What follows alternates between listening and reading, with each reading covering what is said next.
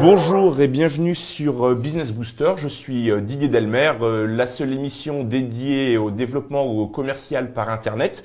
Les entreprises utilisent le web et nous sommes là aujourd'hui pour accueillir une étoile montante, une étoile filante dans le secteur donc des nouvelles technologies, dans le fournisseur d'accès, en la présence de Nicolas Aubé. Nicolas, bonjour. Bonjour Didier. Nicolas est une étoile filante et une étoile montante. Son entreprise s'appelle Céleste. Bon, Oui. Nicolas, dis-nous en plus sur Céleste.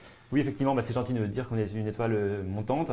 Effectivement, notre logo a une étoile et puis on aime souvent être associé à la pureté au ciel. C'est pour ça qu'on a choisi son nom de Céleste. On est fournisseur d'accès Internet pour les entreprises. Donc on fournit des connexions haut débit aux entreprises partout en France. D'accord. Et tu as commencé Céleste en quelle année et dans quelle ville, dans quel département? Tu es parisien ou... Oui, je suis parisien, mais j'ai choisi Marne-la-Vallée donc pour commencer en 2001. Oui. Donc on a créé l'entreprise en 2001, en septembre 2001, quand le monde déjà connaissait un peu la crise. En pleine crise d'Internet? Voilà, exactement. Enfin, en pleine crise de septembre 2001. Oui. Donc, effectivement, à contre-cycle. À l'époque, la bulle Internet avait déjà explosé. Oui. Mais l'entreprise, depuis cette création, se porte bien. Elle est en croissance continue. Et aujourd'hui, on a 2000 clients qui sont partout en France. Donc, on est très fiers de cette croissance et on espère que ça va continuer. D'accord. Tu peux nous en dire un petit peu plus sur Céleste en chiffres? Combien de collaborateurs? Quel chiffre d'affaires? Combien de clients? Enfin, clients, tu viens de le citer, 2000. Oui. Hein? Quels sont donc combien de collaborateurs? Tu as démarré seul? Oui, j'ai démarré seul, mais très vite, effectivement. Et tu as démarré où exactement? Alors, nous avons été accompagnés par la pépinière d'entreprises innovantes de Champs-sur-Marne, D'accord. à Marne-la-Vallée. Pépinière que nous avons quittée en 2005, Oui. mais on a été accompagné effectivement par donc, la Chambre de commerce et Bertrand Vincent, que vous avez reçu, je crois, sur Tout à fait. Décideur. L'entreprise fait 3 millions de chiffre d'affaires aujourd'hui, 3 Oui. millions d'euros en 2008, Oui. et on a une croissance de 40% par an, ce qui est bien effectivement dans ce temps de crise. Nous, on n'est pas en crise, on a la chance d'être sur un marché qui se développe. D'accord, bah super. Quel modèle économique un petit peu donc de Céleste? J'ai cru comprendre que vous étiez le VP6 des télécoms. Oui. C'est ça? Est-ce que tu peux nous en dire plus? Alors, on vend des abonnements télécom, Oui. des connexions, Donc connexion ADSL. ADSL ou fibre optique. D'accord. Aujourd'hui, effectivement, la fibre optique est très à la mode pour les entreprises. Bien sûr. Donc, on vend des abonnements avec des services associés. Oui. Effectivement, on a une démarche de vente par téléphone, Oui. essentiellement. Donc, c'est pour ça qu'on peut se comparer peut-être à un VP6. Sauf que, au final, effectivement, il y a une installation réelle chez le client. D'accord. Mais comme par défaut, on a une connexion haut débit avec le client, on peut aussi faire la maintenance et le SAV à distance dans beaucoup de cas. D'accord. Donc quelque part tu vends ça à distance par téléphone. Est-ce que tu utilises l'outil Internet? Bien sûr. Alors en fait, on a choisi depuis le début de faire une communication par Internet, puisque c'est ce qu'on vend aussi. Donc, Oui. voilà. Accessoirement. Accessoirement. Donc c'est important. Je dirais depuis le début, on a choisi les moteurs de recherche.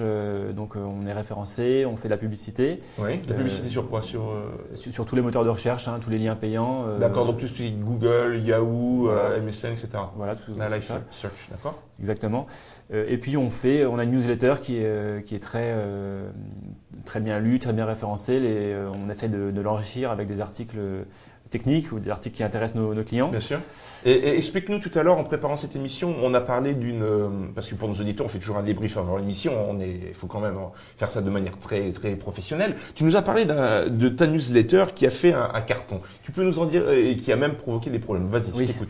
En fait, on a lancé en janvier 2006 notre offre fibre optique donc pour les entreprises. D'accord. Et on a référencé donc une offre fibre partout en France sur 4000 communes. Oui.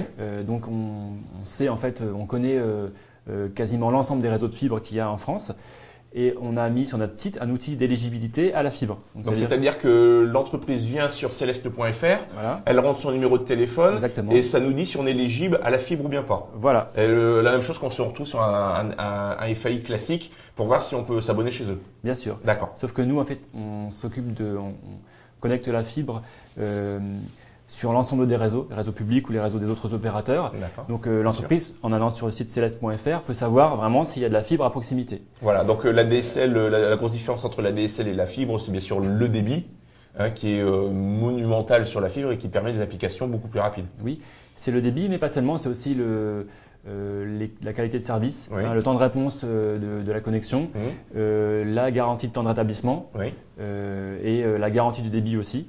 D'accord. Donc ça permet de faire des applications critiques en fibre optique qu'on ne peut pas faire avec la DSL. D'accord. Donc revenons un petit peu à notre newsletter qui avait provoqué… Oui, alors en fait effectivement le jour où on a mis cet outil en ligne, on a fait un communiqué de presse et donc c'était dans la nuit et le matin mon assistante commerciale m'appelle en disant on a été piraté, c'est pas possible, j'ai 2000 mails, 2000 demandes de devis dans ma boîte mail. Ah c'est bien ça, faire un communiqué de presse par internet et avoir 2000 demandes de devis. Voilà, et puis ça continuait Ça laisse rêveur. Et le site avait été planté une grande partie de la nuit parce que trop de monde avait été sur le site. En fait, notre communiqué avait été repris sur plusieurs sites. Oui.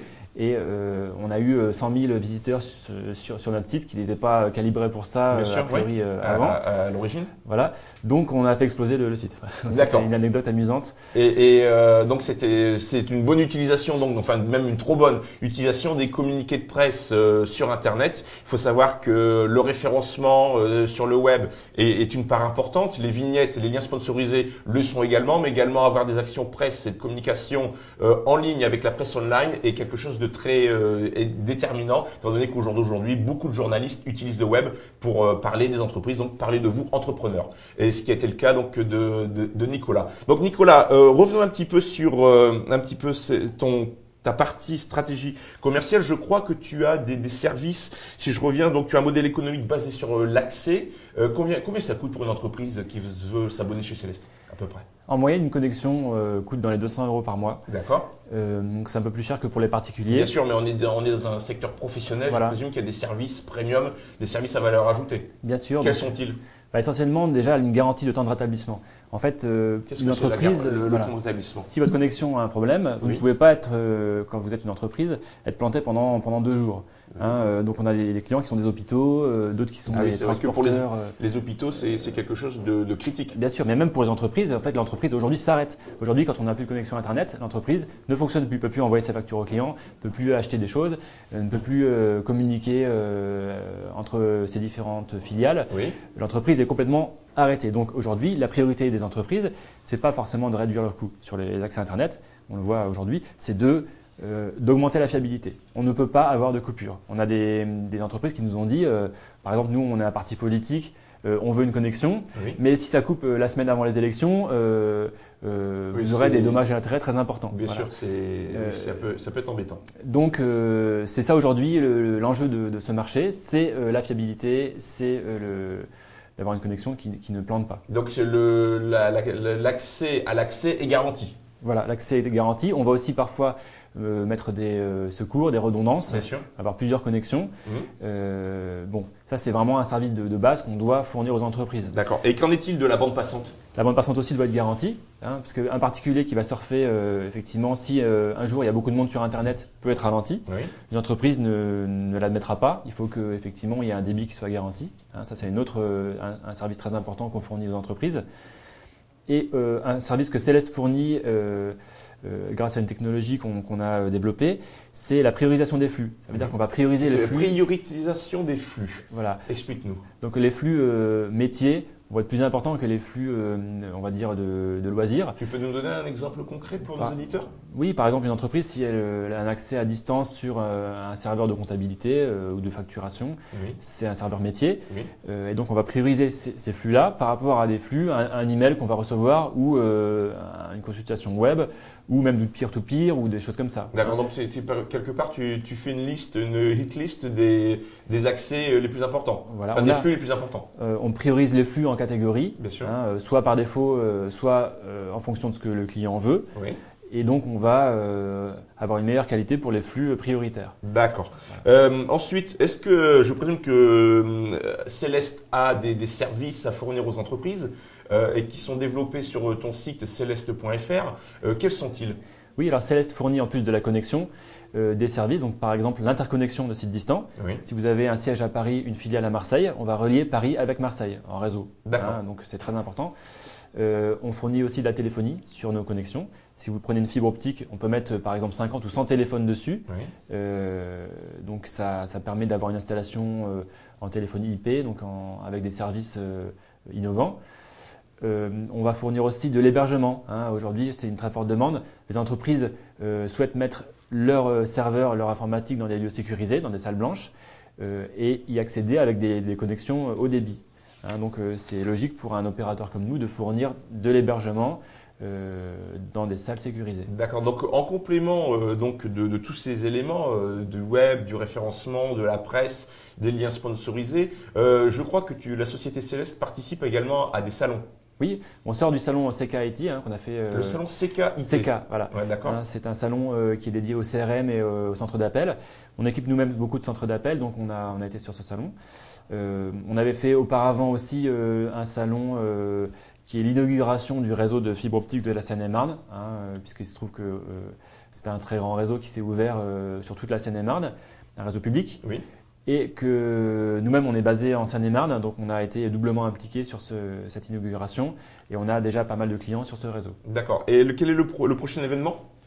Dans un mois, il y a le salon Intranet Oui. où on va exposer et un salon aussi de la Chambre de commerce de Seine-et-Marne qui s'appelle e-Conquête pour on va dire, apprendre des choses sur le web aux entreprises de Seine-et-Marne. Tout à fait. Le salon e-Conquête auquel nous allons participer est un salon donc dédié au développement commercial par Internet, aux aspects métiers où il y aura des ateliers, des exposants où vous pourrez venir vous renseigner sur comment booster votre business.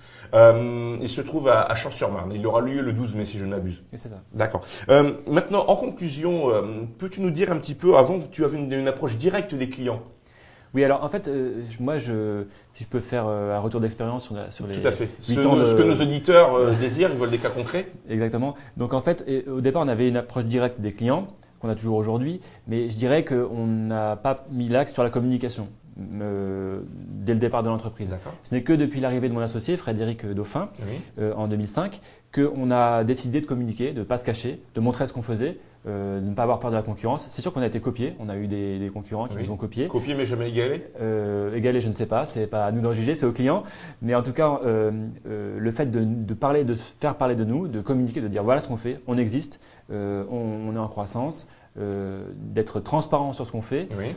ça nous a amené beaucoup de notoriété et ça nous a beaucoup aidé. Donc moi, le conseil que je donnerais aux entrepreneurs, c'est de ne pas se cacher, de communiquer un maximum, même si c'est pour dire des choses qui sont pas forcément positives. Enfin, je pense qu'il faut être transparent sur les bons côtés, les mauvais côtés de l'entreprise, de ce qu'on fait, Bien sûr.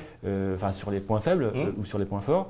Et j'ai l'impression qu'on gagne à être transparent, on gagne à être connu. Le pire pour un entrepreneur, c'est d'être caché, de ne pas être connu. D'accord. Voilà. Donc tu encourages tout entrepreneur et toute TPE-PME donc à communiquer, bien sûr communiquer sur les médias classiques comme le papier, la presse, mais également communiquer sur Internet pour se faire connaître en toute transparence, parler des bonnes choses, parler des faiblesses, mais surtout utiliser sa marque pour avoir une notoriété et gagner en visibilité. Oui, il ne faut pas hésiter, il ne faut pas avoir peur d'être concurrencé. On est concurrencé de toute façon, donc c'est pas grave. Il vaut mieux être connu et être concurrencé qu'être inconnu. D'accord. Nicolas, merci d'être venu nous donner ce retour d'expérience sur Business Booster. Je me rappelle que donc tu es sur le PDG donc de Celeste.fr, fournisseur d'accès en fibre optique et en ADSL pour les entreprises. Merci Nicolas et bonne montée aux étoiles. Merci Didier. Au revoir. Au revoir.